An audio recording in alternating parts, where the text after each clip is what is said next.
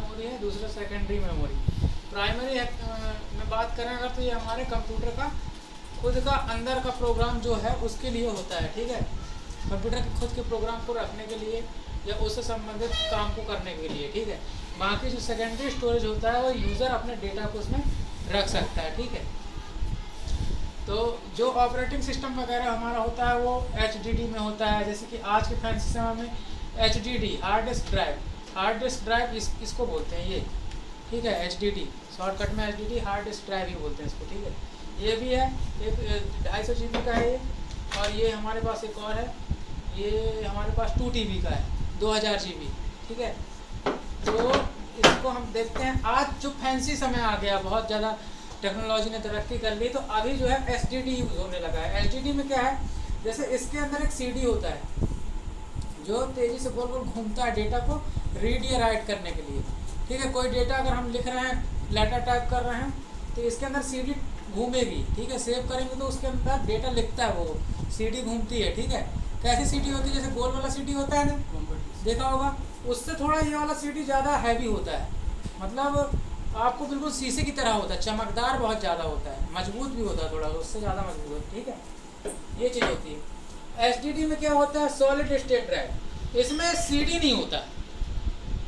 अब क्या है, आजकल के कंप्यूटर्स में HDD की जगह SSD का यूज़ कर रहे हैं। इससे क्या है, देखो डेटा की स्पीड बढ़ जाती है, क्योंकि सेव करने के लिए, डेटा को सेव करने के लिए या डेटा को एक्सेस करने के लिए CD को घूमना नहीं पड़ता। जैसे हम मोबाइल में चिप वगैरह यूज़ करते हैं, चिप यूज़ करते हैं, चिप जिस आधार, वो चिप आधार पे काम करती है, ये चिप की तरह होती है। इतना बड़ा चिप हो जाए, ठीक है, देखो पूरा आना चाहिए बोर्ड।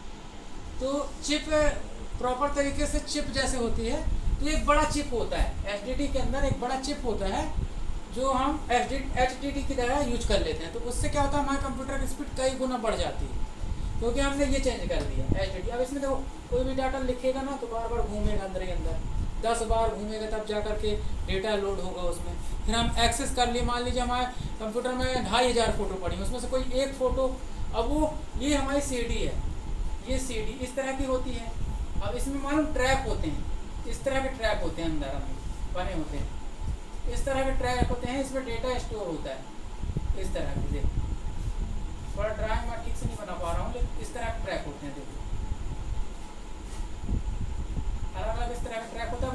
इस वाले ट्रैक में अलग डेटा है, अब एक फ़ोटो इस ट्रैक में पड़ी है, एक फ़ोटो इस ट्रैक में पड़ी है, मतलब बोला जाए तो बहुत सारा स्टोरेज रहता है। अब जैसे ये जो है हार्ड डिस्क, ये 2000 GB का है, CD का साइज वही है, देखो हार्ड डिस्क दोनों एक बराबर है ना, CD का साइज वही है, तो कैसे डेटा मतलब इसमें होता होगा भाई, इसकी कैपेसिटी ज़्यादा है, तो इसी ट्रैक्स में साइज बढ़ जाता है, ठीक है। तो ट्रैक्स में डेटा लोड आता है। मान लीजिए कोई एक फ़ोटो हम एक्सेस कर रहे हैं, तो पूरे ट्रैक की छानबीन करेगा, कहाँ है ये डेटा, कितनी स्पीड से वो घूमता होगा। आप एक अंदाज लगाओगे, जो DVD राइटर होता है हमारे सिस्टम में भी होता है, पहले के समय में हम उसमें घरों पे भी यूज करते थे DVD प्ले करने के लिए, ठीक है। उसको आप देखेंगे कि जब वो चल रहा होता है तो वो इतनी तेज़ी से चल रहा होता है कि आप अंदाज नहीं लगा सकते उसका। कभी हाथ रख के ऐसा महसूस करना कि मतलब कितनी तेज़ घूमता है, तब पता चलेगा। तो चलो मेमोरी हम समझते हैं।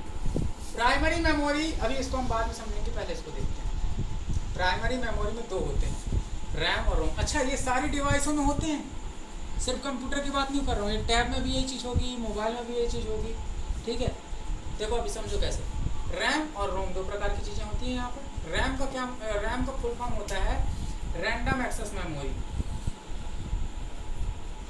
Random access memory.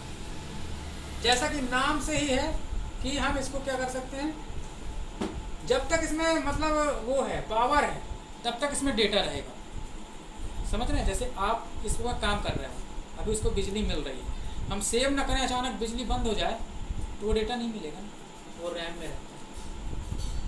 रैम का यूज़ यहाँ पे पड़ता है, जहाँ पे हम यूज़ कर रहे हैं, अभी टाइप कर रहे हैं, ठीक है। हम किसी व्यक्ति का फ़ोन नंबर डायल कर रहे हैं, फ़ोन से पूरा डायल नहीं कर पाए और बैटरी ख़त्म हो जाए, तो नंबर दोबारा मिलेगा नहीं मिलेगा, मतलब जब तक पावर उसको मिल रही है तब तक वो काम करेगा, ठीक है। तो इसको हम कब तक एक्सेस कर सकते हैं, जब तक उसको इलेक्ट्रिसिटी मिल रही है, ठीक है। तो इसके दो प्रकार होते हैं, S RAM static RAM, D RAM dynamic RAM. ठीक, ये तो हो गया रैम, रैंडम एक्सेस मेमोरी इस तरह से काम करती है। रोम रीड ओनली मेमोरी, रोम का फुल फॉर्म होता है रीड ओनली मेमोरी, नाम से ही देख लो, नाम से ही स्पष्ट है। इसको हम सिर्फ रीड कर सकते हैं, इसमें राइट नहीं कर सकते। ये होती है कंप्यूटर की खुद की मतलब जो सॉफ्टवेयर होते हैं उसके लिए। इसमें एक सॉफ्टवेयर होता है, पावर ऑन सेल्फ टेस्ट का एक प्रोग्राम होता है छोटा सा। जैसे ही हम कंप्यूटर को चालू करते हैं तो ये रोम क्या करता है, ऑपरेटिंग सिस्टम को पकड़ता है। जैसे हमारे मोबाइल फ़ोन में एंड्रॉयड एक ऑपरेटिंग सिस्टम होता है, ठीक है, वहाँ से वो पूरे डिवाइस को लोड करता है, उसके लिए जो जो चीज़ें चाहिए, तब तो वो चालू होगा और फिर जाकर आगे काम कर पाएगा, हमारी कमांड ले पाएगा, उस हिसाब से चीज़ें कर पाएगा, ठीक है। तो ये रोम में वो प्रोग्राम होता है जो जैसे ही हम पावर देते हैं ऑटोमेटिक चलने लगता है। ये किसके द्वारा डाला गया था, कंपनी के द्वारा खुद डाला गया होता है, ठीक है। इसको हम हटा नहीं सकते, ठीक है। मतलब फिर से बोलेंगे ना नया सॉफ्टवेयर चढ़वाओ या सॉफ्टवेयर अपडेट कराओ, सॉफ्टवेयर उड़ गया है, उस केस में चीज़ें चालू नहीं होती, ठीक है। अगर सॉफ्टवेयर उड़ जाएगा तो चीज़ें हमारी चालू नहीं होंगी, वो यही होता है। इसी में हमारा मेन सॉफ्टवेयर होता है, ठीक है, जो ऑपरेटिंग सिस्टम को हमारी डिवाइस में लोड करता है। रोम रीड ओनली मेमोरी। अच्छा, शुरुआत में तो रोम था, धीरे धीरे करके टेक्नोलॉजी बढ़ी तो इसके और भी प्रकार आए, जैसे P ROM programmable read only memory. P ROM मतलब प्रोग्रामेबल रीड ओनली मेमोरी, जिसमें मतलब प्रोग्राम हम कर सकते हैं किसी चीज़ को। प्रोग्राम मतलब कोई प्रोग्राम बना करके उसको डाल सकते हैं, भाई ये काम ऐसा करना है। थोड़ा सा और अंदर समझते हैं। इसके बाद इसका दूसरा प्रकार आया EPROM, electrical programmable read only memory. ये सॉरी इलेक्ट्रिकल नहीं, erasable programmable read only memory. Erasable मतलब हम इस रोम को इरेज कर सकते हैं वन टाइम, एक बार हम इस रोम को इरेज कर सकते हैं, ठीक है। कोई अगर दिक्कत हो जाए, गलत प्रोग्राम हो जाए या कुछ भी ऐसी चीज़ हो जाए तो हम इसको इरेज कर, लेकिन ये बहुत ही एक्सपर्ट लोग कर सकते हैं, हर व्यक्ति नहीं कर सकता, ठीक। फिर इसके बाद कुछ समय और बीता, एक और इसका एक नया वर्जन आया EPROM, electrical programmable. EP रोम है, डबल ईपी रोम होगा, sorry, electrical erasable programmable read only memory. मतलब इसका मतलब ये है कि इसमें अगर उच्च धारा की विद्युत धारा अगर प्रवाहित कर दिया जाए, लिमिट से ज़्यादा थोड़ी विद्युत धारा प्रभावित कर दिया जाए तो इसका डेटा साफ हो जाएगा, फिर हम इसमें वापस से पुनः नया डेटा डाल सकते हैं, नई प्रोग्रामिंग कर सकते हैं, ठीक है। तो इस आधार पर काम करता है। अब ये देखो रोम काम क्या करता है, अभी तुम लोगों ने ऑपरेटिंग सिस्टम नहीं समझा। तो ऑपरेटिंग सिस्टम जो होता है किसी भी डिवाइस को चलाने का काम करता है, इंटरफेस का काम करता है, यूज़र और कंप्यूटर के बीच में मध्यस्थ का काम करता है, इंटरफेस का काम करता है। मतलब कंप्यूटर और हमारे बीच में वो बीच में बैठता है, जो हमारी भाषा को समझ करके कंप्यूटर को उसकी भाषा में बताता है और उसकी भाषा को समझ करके ट्रांसलेट करके हमको हमारी भाषा में बताता है। समझ रहे हो, या ट्रांसलेटर समझ सकते हो। बीच का वो मध्यस्थ का कार्य करता है, ठीक है। जैसे हम अमेरिका गए, हमको हिंदी आती है, इंग्लिश नहीं आती, हमको टिकट चाहिए तो इंग्लिश में बोलना पड़ेगा, या तो हमको कोई ऐसा व्यक्ति मिल जाए जो हमारी भाषा समझ के वहाँ इंग्लिश में बता दे और वहाँ की इंग्लिश भाषा समझ के हमको हिंदी में बता दे, तो वो कौन सा काम कर रहा है, हाँ, इंटरमीडिएट का काम कर रहा है। वो भले ट्रांसलेट करके हमको हेल्प कर रहा है, लेकिन वो एक तरह से बोला जाए तो इंटरमीडिएट का काम कर रहा है, बीच में मध्यस्थ बनाने का काम कर रहा है। वही चीज़ हमारा ऑपरेटिंग सिस्टम करता है, ठीक है, कंप्यूटर। तो यहाँ पर ये क्या कर रहा है, हमारा रोम सेक्शन क्या कर रहा है, ये जो है हमारा ऑपरेटिंग सिस्टम को लोड करता है कंप्यूटर पर। ये सर्च करता है कि भैया ये डिवाइसों में जाकर सर्च करेगा कि इसमें कहाँ पर पड़ा है ऑपरेटिंग सिस्टम, ऑपरेटिंग सिस्टम को इसमें ढूंढेगा, फिर ढूंढ कर करके यहाँ कंप्यूटर के जो है जो भी उसका प्रोसेसिंग सेक्शन है उस पर जाकर के ऑपरेटिंग सिस्टम को लोड करता है, जब जाकर कंप्यूटर चालू होता है, ठीक है। ये चीज़ है। चलो सेकेंडरी स्टोरेज में देखते हैं। सेकेंडरी स्टोरेज में क्या क्या है, जैसा कि मैंने बताया HDD हार्ड डिस्क ड्राइव। क्या होता है ये इस तरह का डिवाइस होता है, देखो इस तरह का, ठीक। इसमें सारा डेटा हमारा सी ड्राइव इसी में होता है। जो हम कंप्यूटर खोलते हैं तो उसमें सी ड्राइव दिखता है, ई ड्राइव दिखता है, डी ड्राइव, जितने भी ड्राइव दिखते हैं सब इसी में रहता है, ठीक है।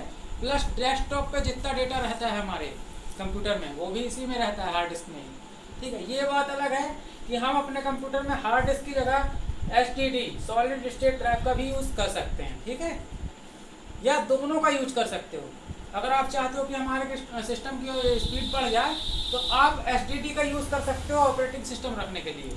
ठीक है, ऑपरेटिंग सिस्टम इसमें स्टोर करके रख दिया। अब जब हम कंप्यूटर चालू करेंगे वो सर्च करेगा, उसको इसमें ऑपरेटिंग सिस्टम मिल जाएगा, वो लोड कर देगा, चालू कर देगा। HDD का हम यूज कर सकते हैं अपना फालतू का डेटा रखने के लिए, फोटो हैं, वीडियोज़ हैं, दुनिया भर का। ठीक है, तो कई लोग इस तरह से भी यूज करते हैं हार्ड डिस्क को। ठीक है, साइज बढ़ाने के लिए कि हमारा स्टोरेज बढ़ जाए और स्पीड भी बढ़ जाए हमारे कंप्यूटर की, तो इसलिए कई लोग दोनों यूज करते हैं अपने बजट के हिसाब से। ठीक है, तो एक कंप्यूटर में से दोनों चल जाएंगे? हाँ, चल जाती, थोड़ा सा उसका सेटिंग वगैरह करना पड़ता है। इसके बाद देखो एक और हमारी स्टोरेज डिवाइस है CD या DVD।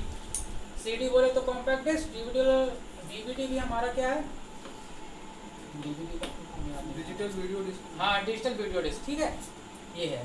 तो इसमें भी हम डेटा रीड राइट करते हैं, है ना, सेव करते हैं। शादियों का डेटा इसी में सेव किया जाता था। अब आजकल के एडवांस समय में इनका रोल खत्म हो गया, पेन ड्राइव चल गया है। ठीक है, पेन ड्राइव, मेमोरी कार्ड, ये सब चीज़ें चल गई हैं।